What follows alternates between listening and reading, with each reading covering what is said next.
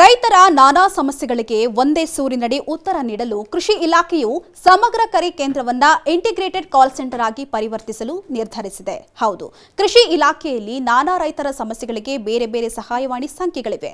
ಈಗ ಅವುಗಳೆಲ್ಲವನ್ನ ಒಂದೇ ಸೂರಿನಡಿ ತಂದು ಸುಮಾರು 1 ವರ್ಷದ ಹಿಂದೆ ಸಮಗ್ರ ಕರೆ ಕೇಂದ್ರವನ್ನ ರೂಪಿಸಲಾಗಿತ್ತು.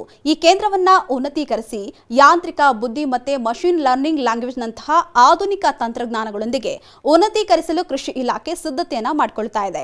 ಇನ್ನು ಈ ಒಂದೇ ಸಹಾಯವಾಣಿಯಿಂದ ಬೆಳೆ ಸರ್ವೆ, ಪಿಎಂ ಕಿಸಾನ್ ಮತ್ತಿತರ ಸಮಸ್ಯೆಗಳಿಗೆ ಒಂದೇ ಸಹಾಯವಾಣಿಯಲ್ಲಿ ಮಾಹಿತಿಯನ್ನು ಪಡ್ಕೊಳ್ಳಬಹುದು. ಆ ಮಾಹಿತಿಯ ಜೊತೆಗೆ ಬಿತ್ತನೆ, ಮಳೆ, ಹವಾಮಾನ, ರೋಗ, ಕೀಟಬಾಧೆ ಹೀಗೆ ನಾನಾ ವಿಭಾಗಗಳಿಗೆ ಸಂಬಂಧಿಸಿದಂತಹ ಮಾಹಿತಿ ಇದರಲ್ಲಿ ಸಿಗಲಿವೆಯಂತೆ. ಅಲ್ಲದೆ ಮಣ್ಣು ಪರೀಕ್ಷಾ ಪ್ರಯೋಗಾಲಯ, ಹವಾಮಾನ ಮುನ್ಸೂಚನೆ, ಕೀಟಬಾಧೆ, ಯಾವ ಸಮಸ್ಯೆಗೆ ಏನು ಪರಿಹಾರ ಎಂಬುದು ಸೇರಿದಂತೆ ಇತ್ಯಾದಿಗಳ ಬಗ್ಗೆ ಒಂದೇ ಕಡೆ ಮಾಹಿತಿ ಮತ್ತು ಮಾರ್ಗದರ್ಶನ ನೀಡಲಾಗುತ್ತೆ.